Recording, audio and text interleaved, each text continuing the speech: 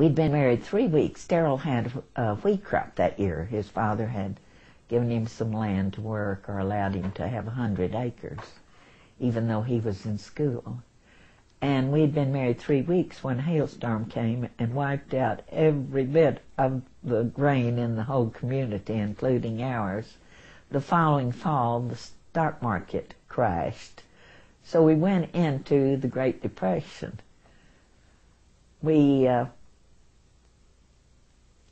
Nobody really felt very different about things. We'd always been very careful with what we had to spend. It'd never been affluent, either one of us, particularly me. But we got along just fine. We worked for Jim here on the ranch. They moved into Claude. They retired and moved to Claude. He loved being through with the work. He had all the time he wanted to read and study, and every day he got in his car and came to the ranch and rode around the rim of the canyon. He had a well-defined road. He saw that the cattle guards were kept up so that he didn't have to stop and open any gates. Then he went back to town, picked up his mail, hopefully the Saturday Evening Post, and read as he lay on his little daybed there in the den. Georgia got into lots of flower growing. For the first time in her life, she had all the water she needed to use. And she could grow trees, a yard, and lovely flowers, which she did. They enjoyed that for the years to come. And by then, they were having grandchildren because all of their children had settled close by. And the Doziers had 3 little ones. And in time, there would be 2 little Christians, and then Avis was to marry Lloyd Nelson, and they would have 3 little girls. So those children were a great delight to Jim and Georgia. They built a large enough home that they could have everybody in on Sunday, and like families did. They played lots of 42 and had big meals and enjoyed the time together. Terrell and Francis were busy on the ranch. We kept a hired man most of the time because there were many cattle to feed and farming to do. People came through the country and had always felt at home here. They knew there was a good well of water, and they could water their stock, and they could feed their horses and put up for the night, and would be welcomed.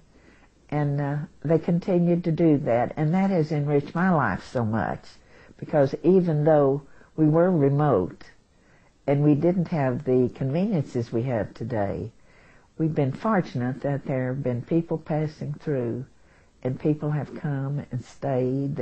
The archaeologists digging in the canyon would always wind up here.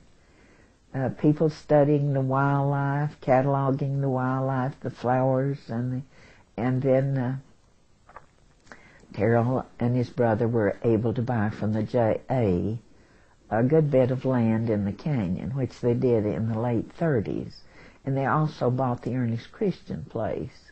So we were busy taking care of that and trying to enlarge the herds. Now, we didn't get into the drought too much, but in the drouthy years, you'd have to sell off about half your cows, because this has always been a cow and calf operation. We never went to steers like a lot of people did. And in order to keep a healthy herd, you'd have to sell down so that you could feed what you had. And then it would take so many years to grow it back to the capacity of your grass if you got good rains and everything turned out well. It was a cycle that came and went with the years. And I think the worst drought was the drought of 50 that we'll talk about a little later. But in the early 30s, Tom was born in 1931 in the same room in this house in which his father was born. And we were pleased over that. We welcomed him.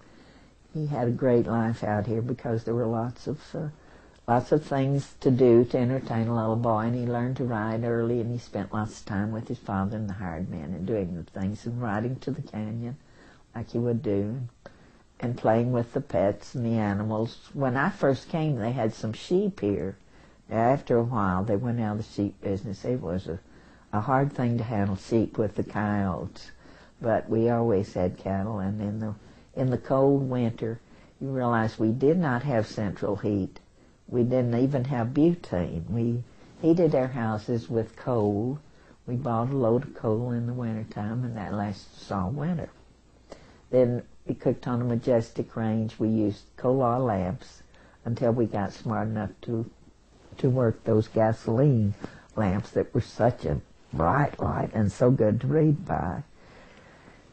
They had put in a nice telephone line when I came. About 7 of the ranchers had bought used telegraph poles and put up a really fine telephone line, so we did enjoy telephone. But it was a year, 2 or 3 before we had radio at all, and then of course it was a long time before we had television. We played games when jigsaw puzzles came in, when we learned to put together jigsaw puzzles. And the family did lots of things together. After a rainy day, we liked to go to the canyon and look around for arrowheads and tramp around like that, because usually the rain would uncover some. And then, like I say, there were always people passing through, and they didn't come for just a meal. They'd spend the night. We had one friend that lived in the canyon.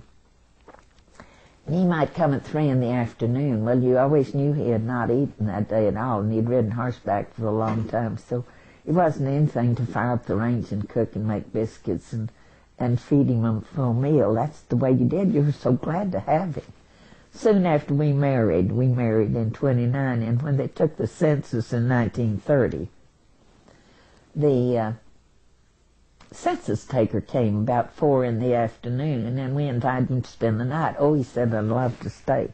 So we put him in this front bedroom here. There were 2 front doors to this house at that time. And after supper in due time, we all went to bed. Well, during that year, we had, with the Depression on, there was lots of thievery, and the men had learned to really be on alert for anybody that looked like they might be questionable. And about 11 o'clock that night, we saw a car came down the road and came right into almost to our yard, turned around in the front of the house and left. Well, by that time, Terrell was up with his shotgun and out the front door, and he ran through the poor census taker's room. And it scared him to death when the man carrying a gun went by so fast. Well, he said, I'll just get my car and follow him. Said to me, what do you want to do? Well, I didn't want to stay alone with the census taker, so I said, I'll go with you. He said to the census taker, what would you like to do? And he said, I'd like to go too. So the 3 of us headed out to catch what we thought might be a thief. We ran him down about 3 miles further down the road. He had wandered into another pasture.